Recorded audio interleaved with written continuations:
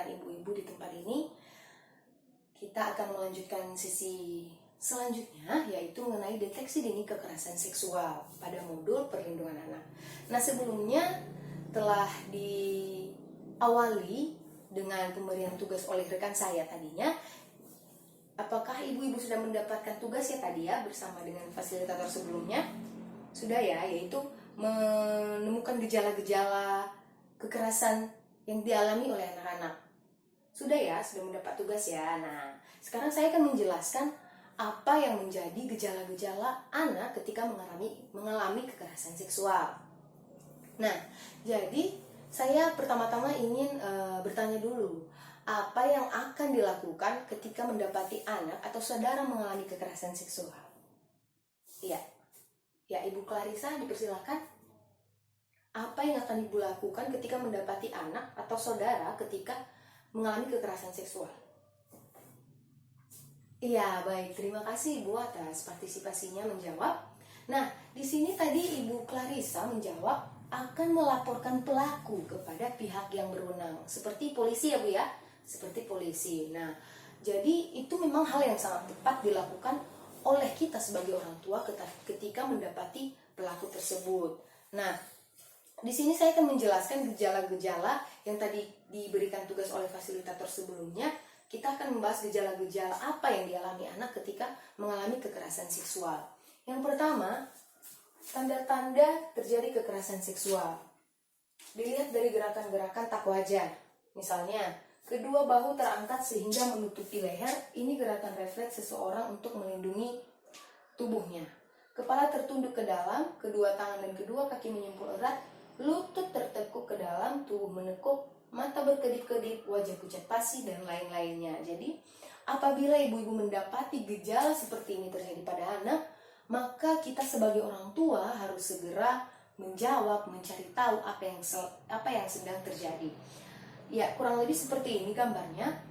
Jadi ketika anak lebih sering menekuk tangannya atau melipat kakinya ke atas dengan menunduk, nah perlu untuk dicari tahu apa yang sedang terjadi.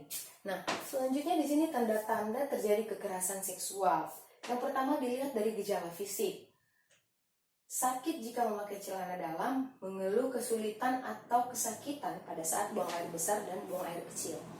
Cedera pada buah dada, bokong, perut bagian bawah, paha, sekitar alat kelamin atau dubur. Selanjutnya memar di bagian tubuh atau gigi cedera atau tanggal. Tanggal di sini artinya lepas, copot. Saat pelaku menyerang dan memaksa korban merapat di dinding dan korban melawan. Rasa panas dan nyeri di area genital dan terasa sakit jika disentuh. Cara jalan yang tak wajar, agak mengangkang, ditemukan bekas bercak darah atau cairan di celana dalam anak, dan kemungkinan ditemukan bagian pakaian yang robek atau kancing yang lepas karena ditarik paksa. Nah, jika ibu-ibu menemukan gejala-gejala seperti itu kepada anak, maka jangan pernah untuk mengabaikannya, karena hal tersebut sangat tidak wajar dialami oleh anak-anak. Sebelumnya apabila anak kita ceria, aktif, namun tiba-tiba mengalami kemunduran, seperti misalnya menjadi pendiam, nah kita sebagai orang tua harus aktif untuk bertanya apa yang sedang terjadi. Selanjutnya gejala atau tanda psikis. Pertama, anak berubah ekspresi, menjadi pendiam, cemas, gelisah, mengurung diri, takut ditinggalkan sendirian.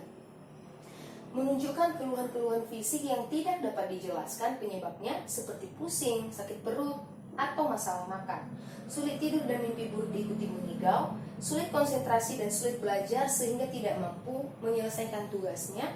Perilaku kemunduran, mengisap ibu jari, kemudian kemunduran kemampuan bicara, dan ngompol. Nah, seperti yang saya sebutkan tadi, kita sebagai orang tua harus mengenali gejala-gejala seperti ini, seperti yang saya bacakan tadi, sehingga bisa dengan cepat mengambil tindakan untuk menyelamatkan atau melindungi si anak. Nah, jadi bagi orang tua, kita jangan pernah abai terhadap hal-hal kecil yang sekiranya menjadi perubahan kepada anak-anak kita. Nah, selanjutnya melalui tanda-tanda yang saya bacakan tadi, kira-kira jika anak kita atau saudara kita mengalami hal yang demikian, apa yang akan kita lakukan? Iya, kepada Ibu Reno. Persilakan, Bu. Iya, baik. Terima kasih, Ibu. Ya, kita beri tepuk salut dulu untuk Ibu Reno. Salut, salut. Salut, salut. Salut. Terima kasih, Ibu Reno. Dipersilakan duduk kembali. Nah, Ibu Reno di sini tadi mengatakan bahwa yang akan dilakukannya sebagai orang tua adalah selalu mendampingi anak, tidak meninggalkan anak, dan selalu bertanya, apa yang terjadi? Ya, Bu ya? Ya. Jadi dengan demikian anak merasa dilindungi dan anak lebih terbuka dengan apa yang dirasakannya. Nah, jadi melalui apa yang telah Ibu jawab tadi, kita akan membahas apa hal-hal yang perlu dilakukan orang tua untuk mengetahui apa yang sedang terjadi kepada anak. Di sini saya ada chart sikap dan perilaku orang tua jika anak mengalami gejala-gejala kekerasan seksual. Nah, ini yang harus kita lakukan. Pertama, tidak panik atau tidak marah. Nah, jika kita sudah duluan panik, sudah duluan marah kepada anak, maka anak tidak akan terbuka kepada kita, tidak akan menceritakan apa yang telah terjadi. Peluklah anak erat-erat untuk menunjukkan bahwa Anda sangat menyayangi mereka. Nah, ini perlu untuk dilakukan oleh orang tua, karena emosi anak pada saat itu tidak stabil. Artinya ia akan merasa tertekan, akan merasa terpuruk. Nah, ketika ibu memberikan pelukan kepada anak, ia akan merasa aman. Selanjutnya, sampaikan bahwa tidak ada satu orang pun yang boleh menyakiti mereka dan apapun yang terjadi akan tetap memberikan perlindungan. Nah, ini akan menguatkan anak. Ketika kita memberi keyakinan kepada anak bahwa anak akan tetap aman bersama-sama dengan kita, maka anak akan terlindungi, akan merasa dilindungi.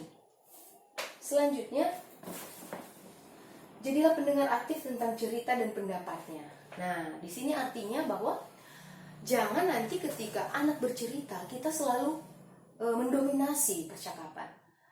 Ketika anak cerita, oh ya bagaimana bla bla bla bla bla, jangan, karena nanti anak tidak akan melanjutkan ceritanya, ia akan merasa tidak didengarkan.